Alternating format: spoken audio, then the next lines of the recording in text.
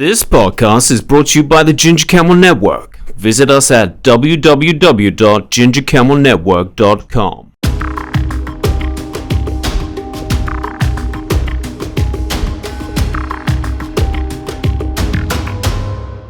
Good morning, good afternoon, good evening, whatever time you're watching, whatever time you're listening. Welcome to Your Onion podcast show. Today we have a very special guest. His name is Mohammed Abu Zeinab. Did I pronounce it right? Zainab is preferred, Zainab. Yes, but okay. You're doing good so far. Okay, thanks very much. Do people call you Mohammed or? Actually, people call me MM or Master Mohammed, but you can Master call me Mohammed. Mohammed. Okay, great. So, Mohammed, rather than me say what you do, give us a brief introduction to what you do.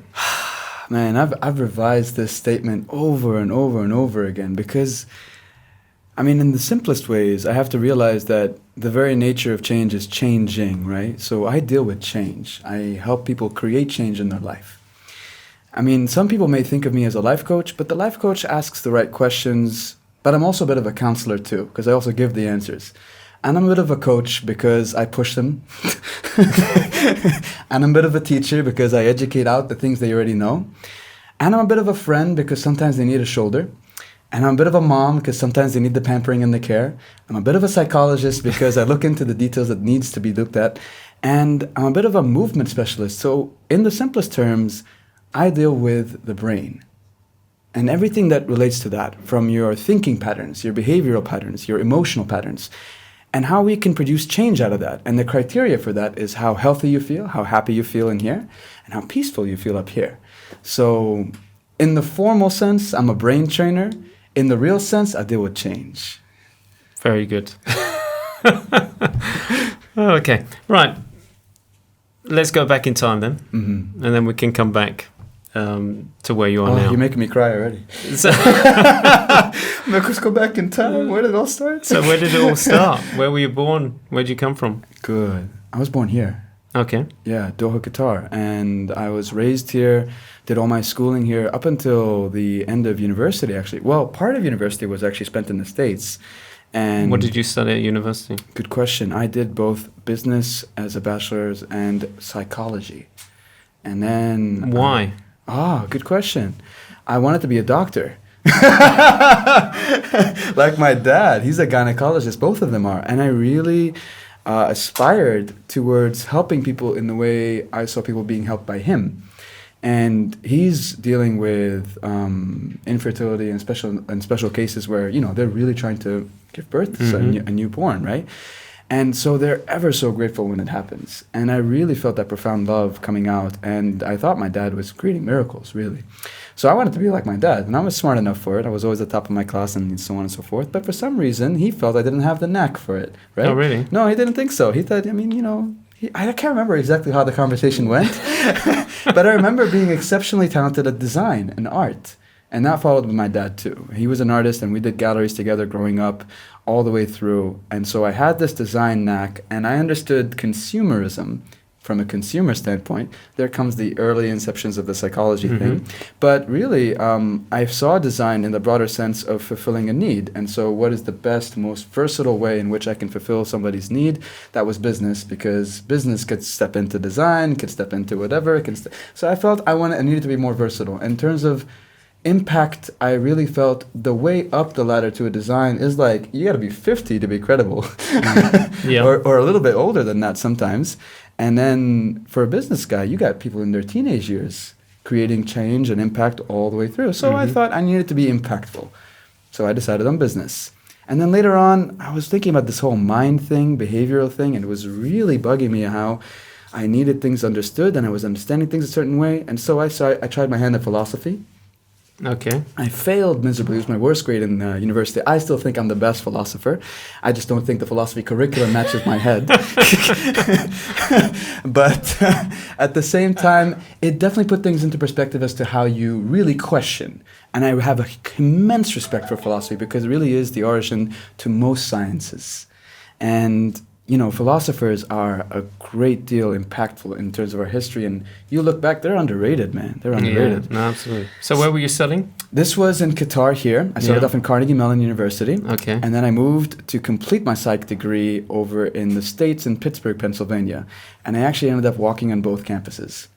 Okay. That was pretty cool. Yeah. Yeah, that was pretty cool. And from then? I came back.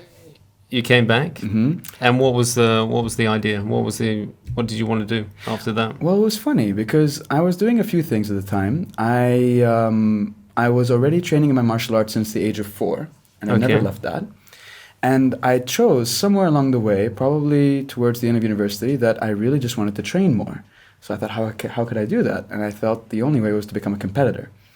And so I started to train like a competitor. Okay. Only because I was envious of the guys that were competing, because they were just training more than I was. So I didn't really come in to fight. I came in to train more. Mm-hmm. I was looking at those Van Damme vintage movies, with the montage of the training scene. Now, that's things I live for. Like, that was my dream, right? So I was training close to 23 hours a week. Wow. I was pretty much a weekend warrior, traveling over to Dubai, at times London. So it went pretty semi-pro. And we got places with that. But that was what I did when I left work. And I wanted to be involved with sports in the community. So I joined Aspire. Okay. Yeah, and my first job was with Aspire. In fact, it was kind of like a pseudo job. Someone high up said, you're going to be part of my special projects team. Whenever someone VIP comes in, you take care of them. I'm like, okay. So Manchester United comes in, and that's my first job. That was my first assignment. That was the first camp and first team. So Sir Alex Ferguson, all of those guys were staying with me on the first floor, and on that floor of the... Which hotel was it? It was so long ago. But anyway, that was my first assignment. And it really hit me when like the head of security kind of said, where do you want my cars to be? And I'm like, this guy here, man. You telling me like how to liaise? And I'm like thinking, so I floated pretty well, and they raised my responsibilities quite a bit. And that was what I did when I wasn't being my official title, because I was still a fresh grad, doing PR and events, and rose through the ranks through there. Came up through a lot of the conferences that they had, Aspire for Sport and a few others. And so I managed large teams at a young age quite quickly. Okay. Yeah. Yeah. And how long did you do this for? About a few years. I would say between 2 and 3 years. And you're still training? But I spent 9 months right after graduation, studying and living in Thailand and competing there before I actually took this job. Okay. So that was my first job. Okay, right. Yeah. So you're training at the same time as having this job at Aspire? Pretty much. 2 to 3 years? Mm-hmm. And then what happened after that? Ooh, good question. So it was always the plan to go do masters. Yeah. I wanted to excel in my education. Yeah. And at the same time, there was something bugging me about just going straight to it, like the impact, right? And in Aspire, what bugged me was that I wasn't getting to the community fast enough. This was a big black box that nobody really knew what was going on inside. And I loved everything that was happening inside. I just wish I could get the message out quicker. And so you didn't feel that they were putting the message out there? Well, it was a bit of a push and pull. Okay. There was something pushing me out, and there was something pulling me out too. Okay. And this thing was part of what pulled me out, right? And I really wanted to make an impact. So I decided to create events, or create an event where I could host the first exhibition, Muay Thai charity, something multicultural event that I could incept for people like me to participate in events like this. So rather than go to the places I could be participating in, why not create the space? Okay. And so that's what I decided to do. And I partnered up with, unfortunately, someone who I had revered as a master trainer to me.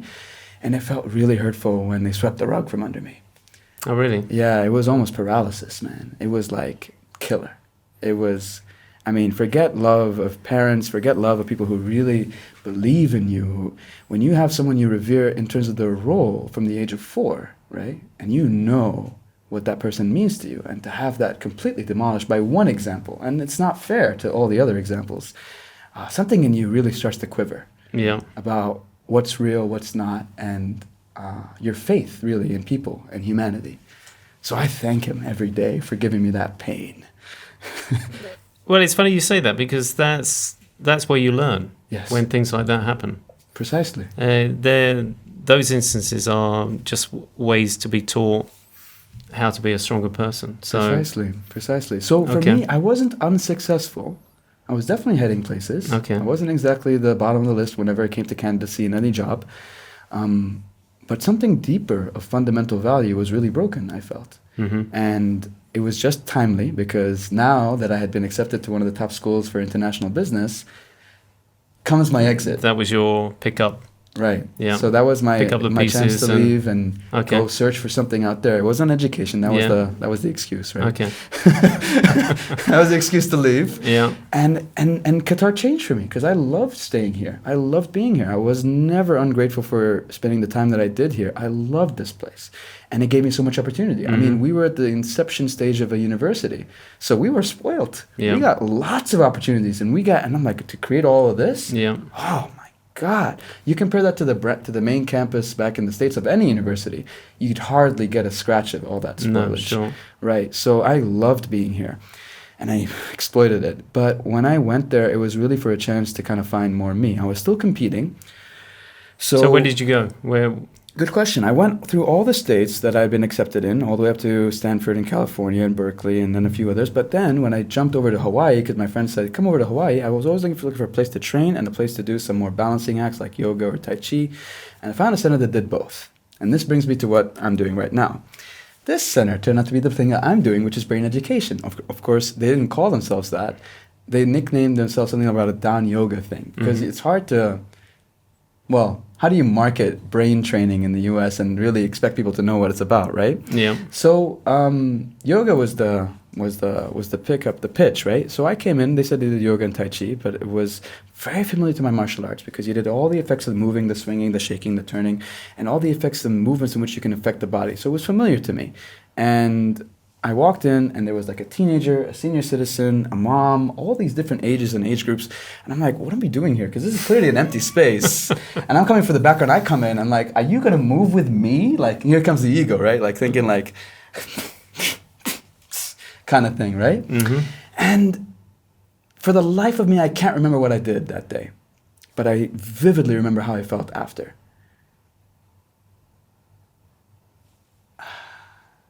I'd never felt that quiet in my head before. To this day, it amazes me how someone who's 20-something, 30-something could live all those years and yet still find experiences that they'd never felt in their life before. Life's full of surprises. And so I was shocked. I was really scared because I thought for the life of me, I couldn't bear a thought. And am I human still?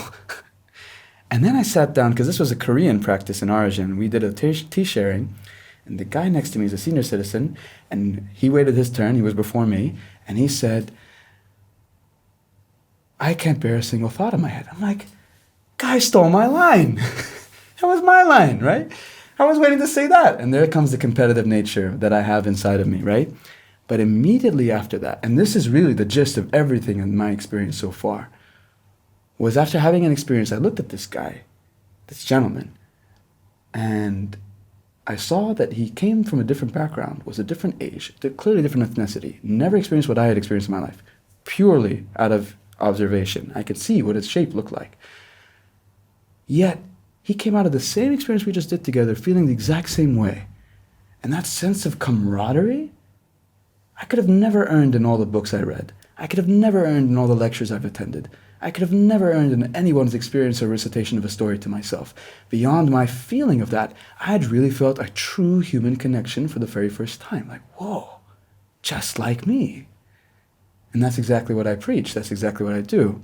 I share precisely that quiet for people to think better, to feel better, to do better. And then I get them to connect with themselves and each other. You're more better humans for it. In fact, you understand that after doing this kind of training, that the person in front of you, people around you, beyond race, ethnicity, or creed, have dreams. They have lives. They have families. They have histories. They have pains, just like you. It's great. And that was the start of it. The rest of it just kind of picked up from there, man. So did you go to do international business? Oh, of course. I ended up with 3 degrees. Three postgraduate degrees. But this place in Hawaii was something... The start. I moved over to Arizona. That's where I resided for the next 3 to 4 years. Okay. And I milked my student visa doing 3 degrees just for the excuse of doing more of the brain training. So you've got all this knowledge. Right. Did you then come back to Qatar? I did. One of the hardest decisions ever. Yeah, why? Ever. Right? Why? Why the hell would I leave? Absolutely. I'm doing so well over there, right? Yeah. Flying like a kite, happy as a bird, right? And I didn't understand it. Not in the beginning. Not in the beginning. You know, I mean, people can say, oh, his family's here, right? I mean, he grew up here. This is what he knows. Mm-hmm. It was more than that. I mean, I couldn't necessarily say that that was the reason because I was happy with my relationship with my family. I was coming here often enough. I was busy enough. I still had the company, which I incepted for that event. So I was back and forth with contracts. And I was fine doing the 3 job of proceeding with my education, doing the training and becoming a master eventually, and running this company from overseas. I had a big capacity to kind of fill, so that's no problem. But I was shedding tears over the thought of me coming back because I was genuinely scared. I didn't know if this would work. And I'm like, why was I reacting like this? I understand now that's because of the sheer amount of hope I had. You're your biggest critic when you have the biggest hope. And that's why you got to choose hope over doubt, because when you have the biggest doubts, that's when you know you're filled with the biggest hopes. I love critics who come to me. They don't need to know about energy. They don't need to know about change, or they need to be like the most engineering, pragmatic people. How do I change my life? Oh man, you're speaking my language. We need real change here. We don't need like that pseudo stuff about what you think and how you feel. We need actual change, because I come from that. I came from the body. Right? We need physical change, measurable, visible, real change out there. So I was my own biggest critic, and I was genuinely scared. But then I realized in this one dream, 2 incidents that kind of happened, well, 3. One was I had this dream of this huge boulder at the bottom of the ocean, and it had the name Middle East over it. And I had no idea why it was calling to me, because a boulder's a boulder. It's heavy. It's supposed to be at the bottom of the ocean. It could be happy there. But for some reason, I had this huge urge to pick it up. And I'm flying like a seagull above this water, right? Why do I have to even dive in down there and recognize that this is a heavy rock and that I have to lift it up? And why did it have to be me, right? Why am I even giving myself this dream? I probably created it for myself. But that was the reason. I saw it, and it was a real choice coming back here. Every moment I breathe that I'm not doing something towards my dream is a breath wasted. I'm wasting air right now. So I came back because I chose to. And then... And where do you start? Oh, man, with depression. Because you smack ground zero and you're like, oh, what did I get myself into? You got to start not at the bottom. You got to start at minus. You got to be like depressed to come here. So I came here and I'm like hearing everybody's problems. And in my head, like I know the method, right? I think I know the technique. I think I'm like this guru or something. And I'm like... Is that the ego again? Of course it is. You need to learn to love this ego of yours, because you can't escape it. Soul and ego go together. The more you think you're choosing your soul, guess what? Ego grows with it. Until you leave this body, ego's with you. So I learned to listen to my ego a little bit more. I'm like, oh, brain education can fix that. Brain education can fix that. I got autism. I got you, man. My grandfather's got these joint issues. I got you, man. And then nothing was changing. I just kept watching all these issues come up and more, and no action was being taken. And I really became my own worst enemy. So people weren't getting your message? No, I just wasn't giving out the message. Oh, okay. And I got myself depressed. I wasn't getting it out fast enough. I got depressed all the way too quickly. And I realized that the first person I needed to heal, if this thing was to truly work, was myself. Absolutely. Yeah, man, it's just had to work for me. And that's why I tell people... But why do you have to heal yourself when, you had it all? Absolutely, right? So why? What was there to heal? Good question. There was nothing to heal, but nothing was being done. You're absolutely perfect doing nothing. I mean, you could be fine sitting back at home. People live their lives like that all the time. And they manage, and they live, and they die, and, they're remembered, and they help out a little every once in a while. Everybody can choose, but I chose something big. Yeah. And it wasn't being accomplished. And that was a problem for me because I chose that and I wasn't being accountable. I wasn't taking ownership, and it was getting me upset. So the little voices in your head were telling you, look. They were too loud. Yeah. And they won over me. And my actions were beating them down. Not quick enough. Yeah. So. What did you do? I got depressed. And then I said that word like 5 times now, right? Yeah. I want to make it clear. Like, It's all right. Just tell us. Yeah. It was really heavy. Okay. This thing was huge. So I'm like, I got to go back to Korea, get into these master trainers now and like get into this. And I did. And I got the loving support of that community, man. And then my founder, my teacher, my direct teacher and mentor said to me straight, like, you got to wake up. Give yourself that good news. That's the brain operating system model. Number 1, number 2. Good news could have been anything. Good news could have been this. And that makes my body feel good. And then in turn, my brain feels better. Mm-hmm. Even that frees up a little more stagnant energy so I can take that one more step. And when I take that one more step, that principle of just not doing your best, but taking one more step, what can I do to free myself up a little more than that? Mm-hmm. And give myself some more good news? That was such a wake-up call. And I knew all that, right? Because by the time I was the master coming back and got depressed, even people who are enlightened, man, get back into this stuff. It doesn't matter who you are. Step by step, I know I needed to give myself that one break. So then these school ambassadors came from Lebanon, and they were looking into different charitable organizations that could be donating towards their causes. And they were also inquiring about these brain trainings that they've been hearing about. You know, it was picking up the brain. Yeah. Kind of obvious. Mm-hmm. People are talking about that now, the mind, the brain. There is a difference. And he was like, I need to find some guy who does that. And he had actually met up with my dad. And he's like, I know the guy. He's my son. So I was in my jammies at 9 p.m. at night. And I'm like, I get a call from my dad. Kiddo, your butt over here. This guy in the restaurant wants to talk to you. And I'm like... And here's the voices, right? Like, yeah. Like now, he's gonna meet now. Like 9 p.m. I'm in my jammies. I'm like, can he meet tomorrow? And you know, tomorrow wasn't gonna happen if I said that, right? No. But then it was just one word. I said, maybe. Maybe I do get up. Maybe he listens. Mm-hmm. Maybe this works. Who knows what could happen? But maybe. So I get myself over there, and that maybe sparked enough of good news to have me really wake up and. Oh, I can get that folder that talks about this kind of profile when I talk about these kids, and I can get that material about. And suddenly, I walked out the door with 5 folders in my underneath my armpit, and I walked myself over to the restaurant, and I sat down. And I'm like, I'm the guy. 2 weeks later, I was invited to Lebanon to give a couple of lectures. All it was, and I got a formal email. I'm like, oh my God, I'm not even in an institution yet, and I'm getting emails to go lecture. 2 lectures turned into 5 when people got word of this guy talking about the brain, who moved their bodies to get to it. And then 5 turned into another few more meetings. It was only a week visit, so we extended for another 3 days.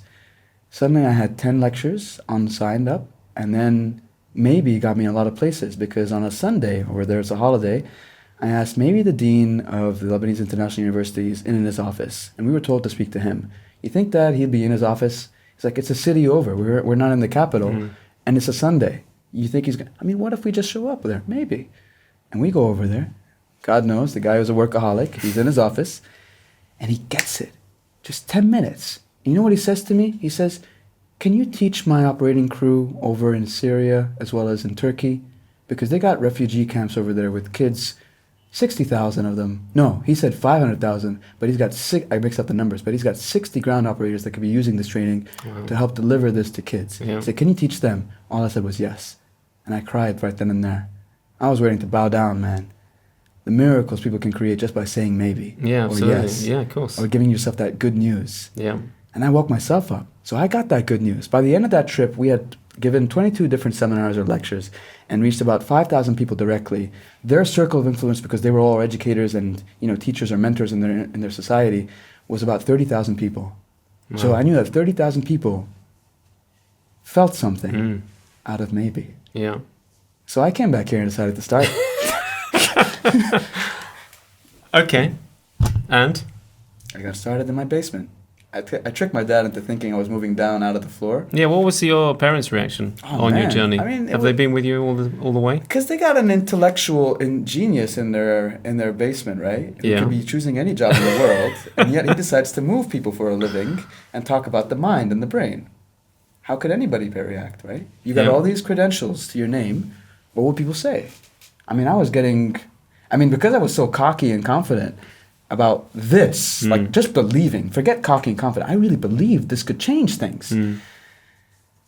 people were like a little skeptical about even giving me that remark because they know they weren't there.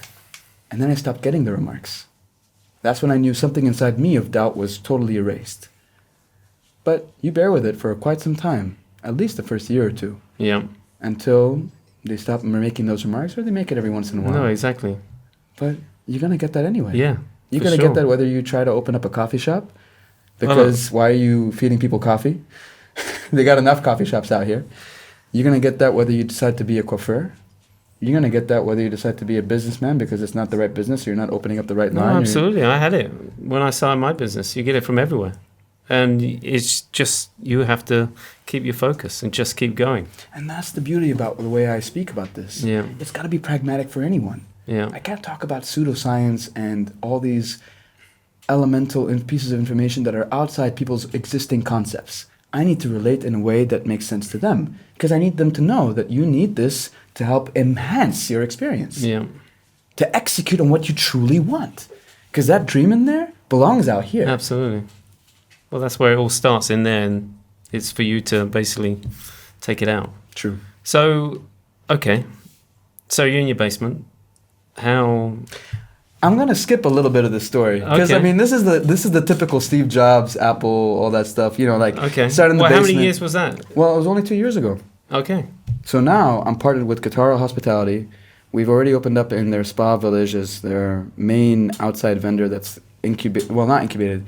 We're leasing their properties to house and hub our programs. No other external vendor does that. I'm going to be opening up hopefully in the Ladies Masila Spa right across the road from the American Embassy, and that's the only medical ladies only spa in the country and the biggest in the region. And I'm the only external vendor in the area of wellness, yoga, holistic, whatever it is you want to call it, that treats cancer patients and survivor patients directly through the Ministry of Health and the Amal Cancer Hospital and the Qatar Cancer Society. Nice. That's unheard of in terms of well-being in the region. This thing works. And when people look at me, having said what I said, they can say, oh, he's just like any other life coach. He's just a little bit more passionate maybe, or a little less passionate, or he's talking about different things and other things, but it's all talk. And they're absolutely right. Because the information is only one part of the brain. That's the neocortex. That's the part that processes the cognitions, the stuff that makes you human. But you've still got two other parts of the brain. You've got a vertical integration you got to go through, which is the limbic system, the emotion, the memory, meaning is what you like truly what is in line with what is right? Is what is right in line with what you want? And then you got to get into the brainstem, and that's balancing out the body and the brain. And I know for a fact you have to move the body because this prefrontal lobe here and the frontal lobe really are responsible for three main functions, which is concentration, emotional stability and balance, as well as control of behavior. Meaning, if I move your body, which is directly connected to the frontal lobe, and where's the evidence for that? Well, special needs people challenged with motor control disabilities have damages mostly in that part of the area. So we know that directly relates to the body. So when you move this body, you free up some of that concentration, some of that emotional stability, some of that ability to actually control your behavior. That's why parents who bring me their kids that say, he can't focus, I say he's not got a focus problem. He's got an emotional problem that he can't release, and that's why his concentration is shot. He's got a behavioral issue that you're stagnating him, you're too much imposing on controlling his behavior. He's not able to liberate his movement or let alone express himself freely. That's why his concentration is shot.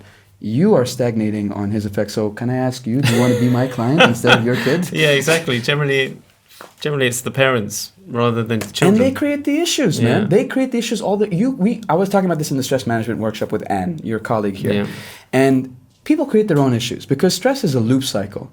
Stress is the the stimulant, and it comes in, the glucocorticoids that inhibit the hippocampus function to regulate cortisol, which is causing you stress. Okay. Whole bunch of jargon about the brain, absolutely. right? Yeah. But the thing is, that becomes a loop because then you get stressed out about being stressed, and then you cause that loop to feed itself, and you create the issues now. So you're feeding yourself that stress. Parents tell me, for example, I don't like the way that teacher's teaching my kid. I'm really upset about it. And the kid's just chilling. He's like sitting in the back seat. He couldn't care less what the teacher's saying. No. But because she's so focused about what the teacher's saying, she's thinking her son's mind is being corrupted. And so she made it about the teacher and about the whole curriculum and about the school not hiring the right person. And the kid doesn't care less. Yeah. The kid's not even affected by it. In fact, it's a bird course. He goes in, he goes out. Could have done nothing. I said, stop making an issue out of it. Can you at least judge and predicate whether your kid's actually absorbing the information that your teacher is giving? Are you assessing all the chains? Are you looking at this very pragmatically? And then think about it. How much energy are you putting into this subject? You're telling your kid to stop focusing about the teacher. What do you think he's going to do? He's going to start paying attention to what the teacher's saying. And then it's going to feed into him. And then it's going to corrupt his mind. And you did that. People have no idea what they're creating all their own. So you're not like a life coach, because a life coach just asks questions. No. You're more direct. But sometimes I do. Yeah, just to... Sometimes I need to ask the right question because absolutely. everybody's got a different mode of learning, and that's also part of the brain. Yeah. Some are kinesthetic. They're not visual. They need to move or act it out. Yeah. Some are people who need to be informational and more conscientious or conscious focused. So they need to be asked the right questions. They need to find the information for themselves. They need to be empowered to be able to feel like they can get the answers all their own. And some people just say, spoon feed it to me. And some people, honestly, just have way too much resistance, and they need to be pushed to get down into that squat, move over to the right hip, because your low back is holding that fear, and you can't get over to the right hip fast enough because you're afraid of going there. Admit it, because when you get to that right hip, you get nervous, you get frightened, you could have gotten angry, so it's not anger, it's fear. Get yourself over to that right hip! You need to use everything. Superb. Are you going to set up your own training courses to share this information, or is it just going to be you? Well, I mean, look, What's you the found plan? me, you found Brain Education. When you come to Brain Education, we're located at the Sharkfiller Spa. You can call us up at 3080-2626 or book now or find us on Instagram, Brain Education ME, and it starts all the same. You can walk into a class. Yeah. Try it if you don't want to have the intimidation of meeting with me first, right? So what would a class entail? Oh, very good, because there's all kinds, right? There's different movement classes, there's different workshops, and there's different seminars that happen outside of our regular venues. So the classes incorporate a general flow where you open up the body first, right? Open up the mind, open up the brain, open up the body. So movement, right? Can resemble yoga, but it's not just stretching. Some of it is swinging, some of it is shaking, some of it is strength, some of it is pulling. You got to use everything. And then you go to the breathing, because once your body's opened up, then you're in the right optimal state to meditate. And why meditation? You can get your panic off, your anxiety off, hiking, swimming, doing all these activities. But meditation is one of those rare assets that a human being has natural to their own tool set, where they can inquire onto their unconscious mind via the body. What's happening down there? Draw it out to the conscious. When the mind recognizes, oh, I don't need to do that anymore, that's healing. And that's why meditation is so valuable. But people don't set themselves up well for it. They're too busy up here. They're not drawing enough circulation down to the body. That's why we go to the body first, cool this off a little bit so you can watch a little clearer, and then breathe, and then you have the meditation at the end. That's the general flow for any class. Okay. But the beginning part could be shaking. Yeah. It could be dance. It could be loud. It could be energetic. If you wanted to that, it's not always Zen and so on and so forth. And it could be very strong training in terms of strength, really action out. You're going to sweat more than you do in the gym. And then I'm going to shock your mind by moving you very little and getting you sweating bullets. Because when I focus on the joints in, let's say, my Qigong classes, which is another form of our training, when I focus on the joints, I add the circulation, and the guy is shocked as to how little they moved and are feeling hot. Yeah. Hot that they can't even bear a thought in their mind because their body is on fire. They're burning the fat. They're burning all the blockages. They're adding circulation to all their pains. People who have scoliosis, who have chronic low back pain in their bodies all the way through years on end, it doesn't matter. Within a couple of sessions, they don't feel it anymore because you got the right circulation, opened up the right joints to the right places, and brought your mind to them. So at any age?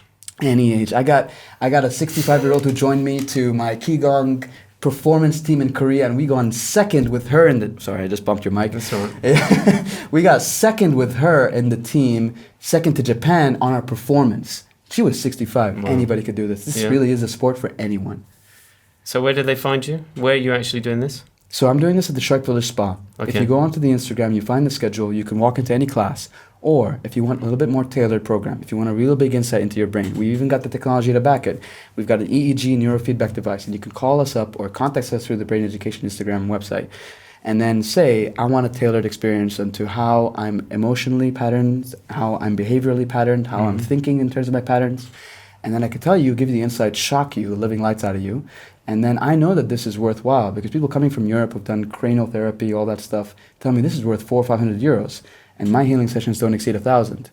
And then for the classes, they're like 60 or 100. Anybody can do them. Wow. So I got options for everybody. Nice. But I you want say that. we. Have you got a team of people? Of course I do. Of course. Because a dream on your own isn't accomplished unless you got So people to share it. how did you find these people? Oh, even more beautiful stories. I wish I had chapters to this Well, podcast. we're running out of time now. Quick story. Yeah. This trainer, where I trained to become a master, Mm-hmm. was my center manager back in the States. She followed me here. Ah, And she's Korean. wow. And she's got 21 years of experience in the field. Nobody in the field of medicine that's holistic or complementary has got that range of experience in the Middle East. And she's residing here. Mm-hmm. She came here by her own free will. She didn't even come here for the money. I told her, I can't pay you, not in the first few months, because I'm in the beta stage of my garage, but I need someone to get my head right, and I need someone for the females too.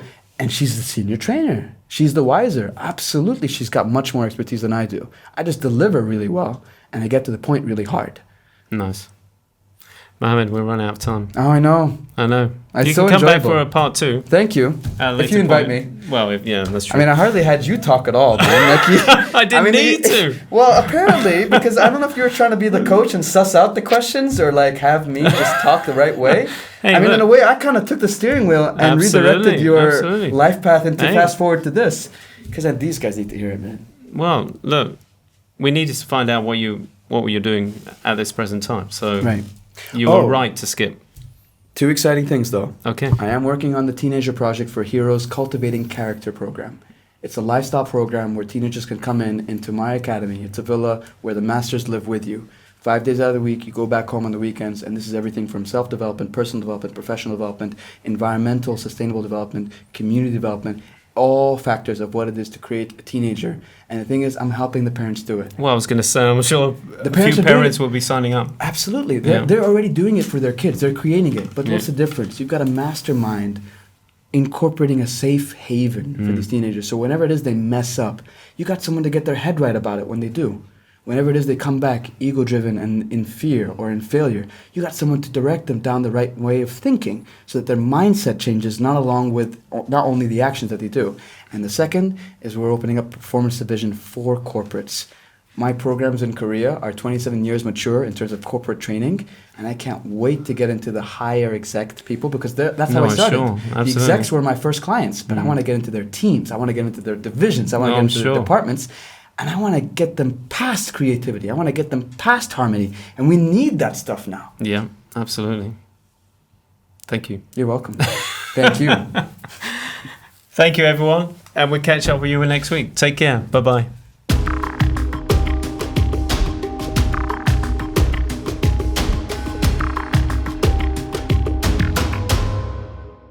This podcast has been brought to you by the Ginger Camel Network. Visit us at www.gingercamelnetwork.com.